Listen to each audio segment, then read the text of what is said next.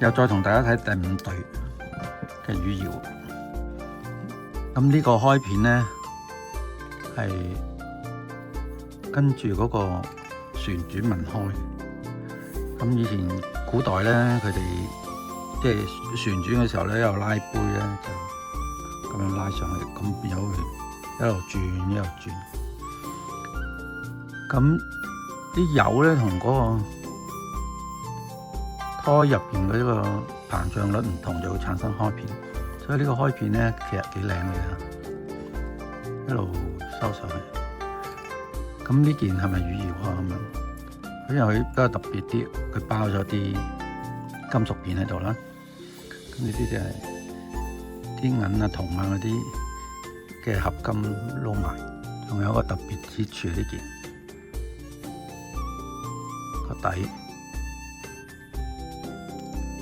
個底咧係乾隆年咧刻咗啲銘文喺度。咁究竟係咪乾隆刻嘅咧？即係乾隆叫工匠刻落去，如果係真嘅咧，佢就係乾隆收藏嘅珍品啦。咁呢個就變咗係一個好靚嘅傳世器物啦。咁其實真係好靚喎，你大家睇下佢嘅油光嚇。咁呢個開片咧又唔係一般我哋之前睇嗰啲魚鰩嚇。頭嗰幾件咧個魚鰩嘅開片嘅方式，佢嘅開片咧係唔同。咁我分析俾大家睇，呢個開片其實呢一個咧係官魚，同埋咧官魚咧同魚鰩咧係唔同。佢個胎咧本身係比較深色啲嘅，所以咧可以開片咧，其實入邊嘅胎滲出嚟嘅色，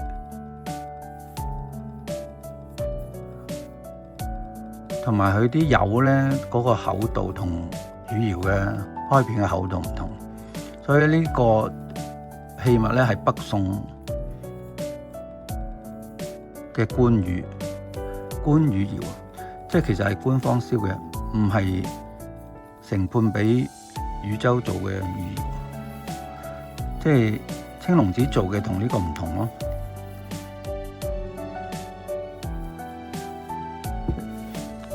一陣間放大俾大家睇下呢個啦，呢個5B。咁呢個開片咧又近似呢個，但係咧佢嗰個旋轉紋唔同，驟眼睇落又保留好有補光啊。兩邊唔同色，但係咧好多泡，但係呢啲凸起嗰啲泡，個底係3個支釘燒，亦都係好似官魚鰩一樣。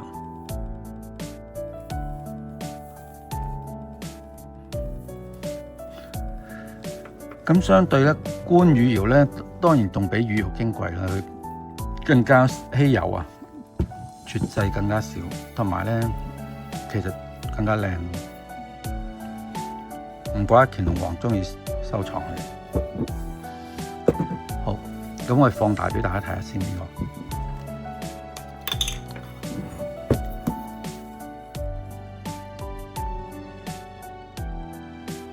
個。嗱，官魚嘅特色咧，就好似官窯咁樣。我放大啲開片俾大家睇。雖然佢有好多破口氣泡細嘅，即係唔同窯口。我覺得頭先同你講話，同大家講啦，官辦嘅魚鰩，官辦嘅窯口咧燒出嚟嘅係同成判去汝州做嘅魚鰩唔同。佢個開片咧，佢嘅開片下邊嘅色咧，你睇個色啊，其實係佢本身個瓷胎嘅色嚟，佢滲出嚟，佢唔係同魚鰩一片一片咁樣跟住，所以佢冇嗰個魚鱗紋，亦都冇嗰個禪翼紋咁樣。另外咧就係你睇嗰啲破口氣泡咧，都係細好多。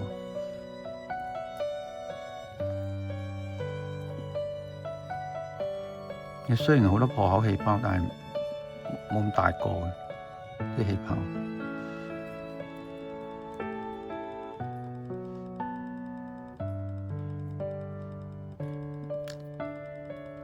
但係咧，你唔放大咧，冇辦法睇到呢啲咁嘅破口氣泡咧，係睇唔到嘅。就咁，你望嗰件器皿咧，係冇咁望到，係要放大咗咧先睇到咁多。咁喺老化痕跡裏邊嗰個標準咧，佢就破口氣泡同埋變色氣泡咧，係其中一個老化痕跡嘅一個項目啦。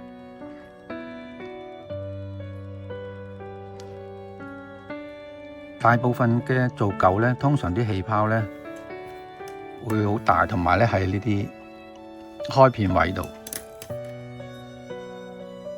但而家呢個咧就唔係嘅，佢氣泡嘅破口咧同係開片冇關，各自獨立。所以老化情況唔同。因為咧呢個係乾隆皇收藏啦，所以咧佢係唔係好多入土嘅痕跡，佢冇入過土，有亦都唔耐咯，都應該可能有入過土。如果睇啲黑字，但係咧亦都唔耐咯。大家唔好諗住入土一定係咩即係嗰啲喺啲墳墓掘出嚟，呢個唔係嘅。好多時都係窖藏啊，或者人哋收藏嘅時候咧，專登封埋咗留俾後世。所以咧，或者經過好多戰亂咧，佢哋要收埋嘅。喺戰火期間，佢就要收埋啦，就唔想俾人哋掘走啦。或者好似我哋文革好多時話會打爛啲人哋啲財物啊，咁樣咁咪收埋啦。咁啊會造成一啲即係沾染啲土質土氣啦。其實經歷咁多年咁，好多唔同嘅戰亂噶嘛。由宋朝開始一路落嚟到而家，經過幾多戰火？1000年裏邊經過好多無數嘅戰爭。咁呢個咧黑字咧，其實係好自然黑字，我哋解釋呢啲係真係古代嘅黑字嚟嘅，就唔係現代嗰啲咩現代嗰啲咩鐳射黑字啊。鐳射黑字咧係激光打落一粒一粒唔同嘅。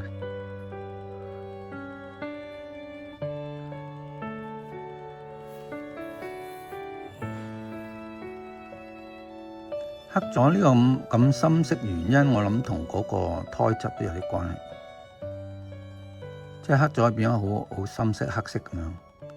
佢本身個胎土入邊咧係偏黑嘅，佢呢個。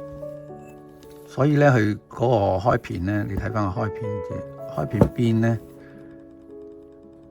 係滲咗佢胎入邊嘅色出嚟。胎咧就開完片就會氧化產生呢個色。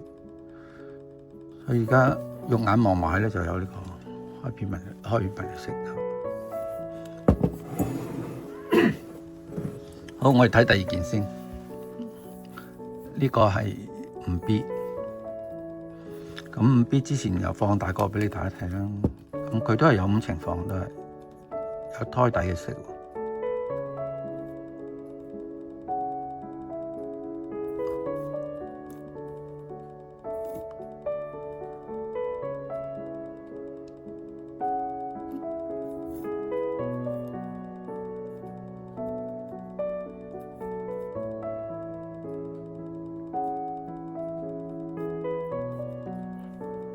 呢啲我都冇 check 過時間嘅，一陣間都要 check 下，睇下對佢嘅感覺，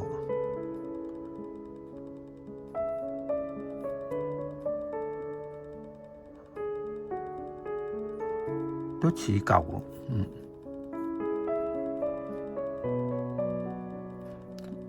OK， 我睇下皮膚先。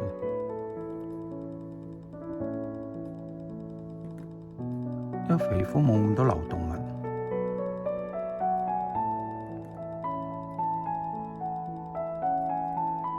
啲隔離光咁樣。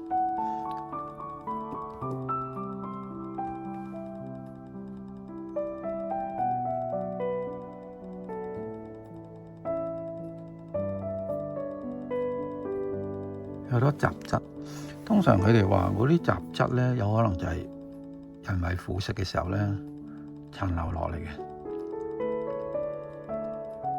即係呢啲黑色嘅點點。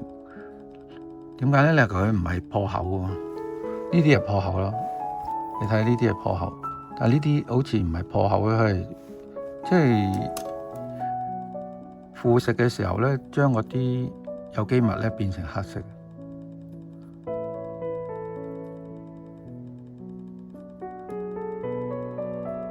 同埋佢好容易將即係去開片咧係好易嘅，但開片之後咧點樣會將佢產生個老化咧？開片要要好規整咁樣，好圓潤咧，嗰啲就係老嘅。咁如果好利口咧，好利同埋唔係話，睇下先會唔會好？我哋睇下粗。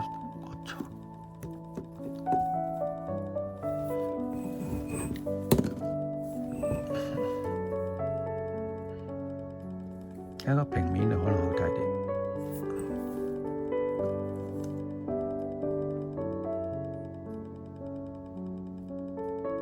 好似有段時間啲開片啦，係咧就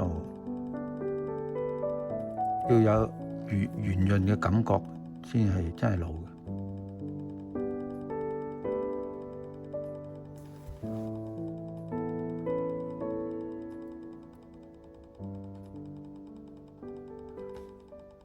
氣泡咧，呢啲係柴燒嘅現象，但係個氣泡咧就好似比較偏細嘅，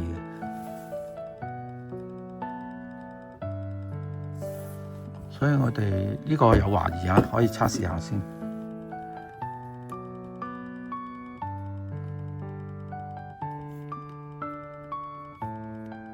如果單純就咁肉眼睇咧，就好似好殘舊咁。肉眼睇佢事實好似好殘舊，佢又唔係嗰種羽窯嗰啲開片喎，啲係官羽嘅嗰種特質。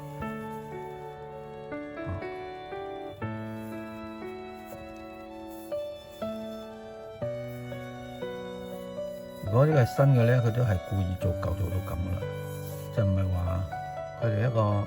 而家好興一個品牌，佢自己做啲羽窯出嚟賣咁樣。佢呢個係啲高手咁樣專登做靚嘅，做到佢好殘舊咁咯。我又睇呢個點，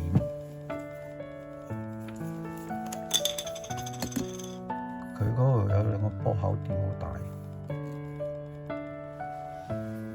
我哋依家用量子機先測呢個5A 呢個。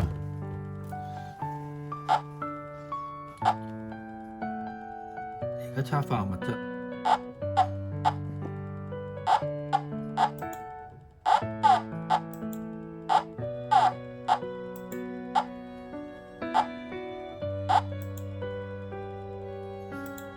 去測年份。化學物質係3，少量嘅尖面現代化學物。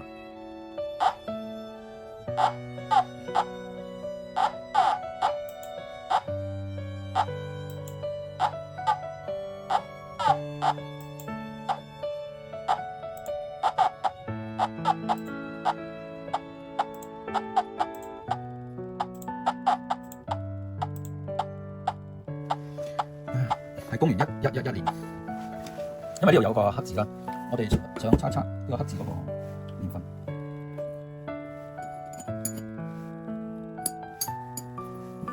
特別用支探針對準啲黑字。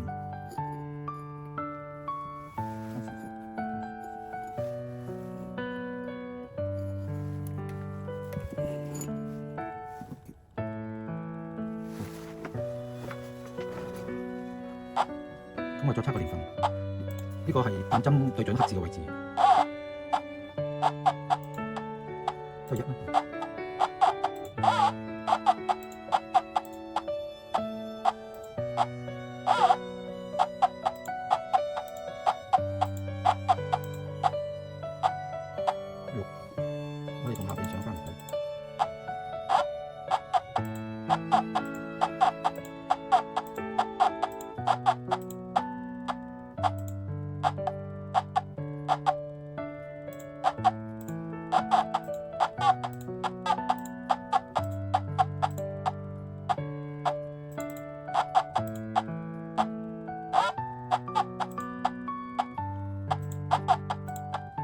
65個聲就係最接近，應該係1765。咁我哋睇1765係乾隆時啊，黑字係1765。呢個係我哋先擺翻支近針。乾隆呢個黑字1765。呢個包金行都唔知咩時代整，我都可以查下佢。係做緊乾隆搞出嚟，還是宋徽宗自己包嘅？你check埋個包金口。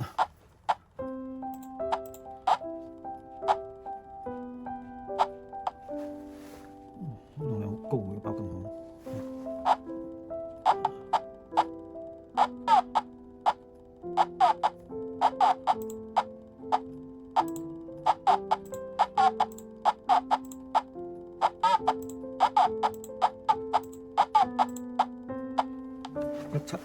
17咪真係乾隆包咯，再睇上面落過嚟。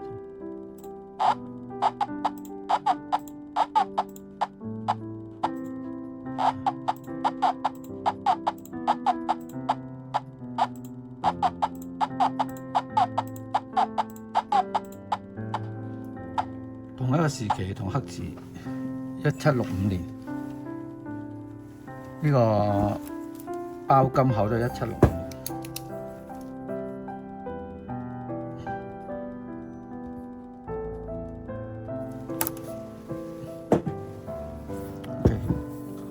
咁我哋而家測試埋5B。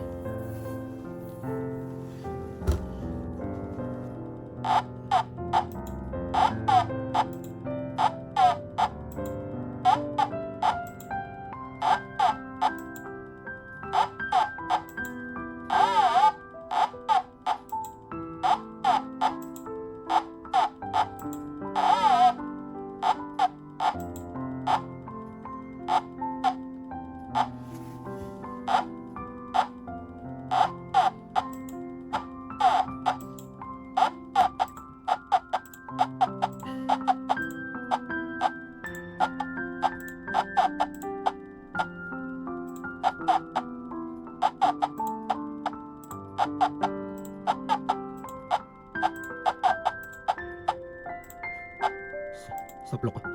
如果範圍得16咧，呢件係新嘅魚。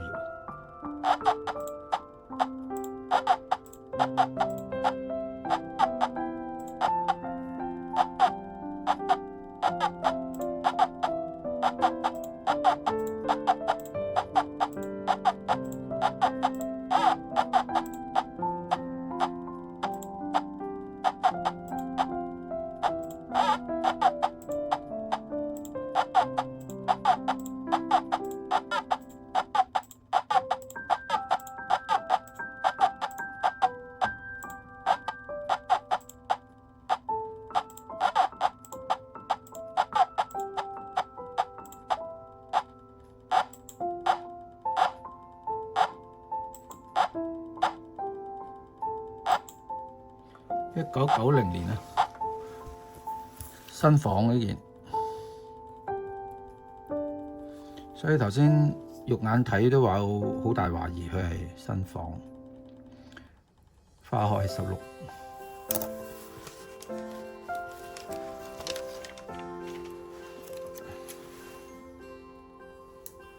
好，大家睇清楚呢件新房，如果遇到咁嘅情形咧，特別留意一下。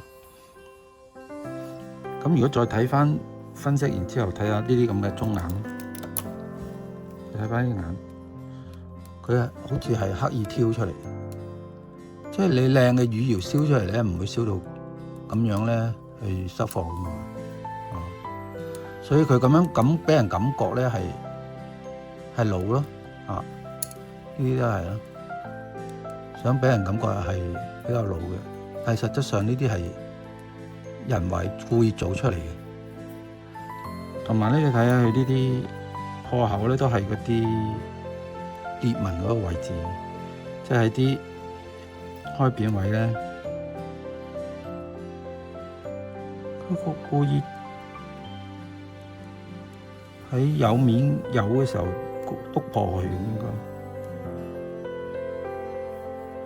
同埋個支釘呢位都比較粗。我哋睇下呢個靚個，你睇下支釘完全唔同，細緻好多。芝麻支釘嘛，呢啲咧就比較粗啲。佢撐住個氣密燒嘅時候咧，90年代咧好希望好中意放啲乳窯咯咁樣。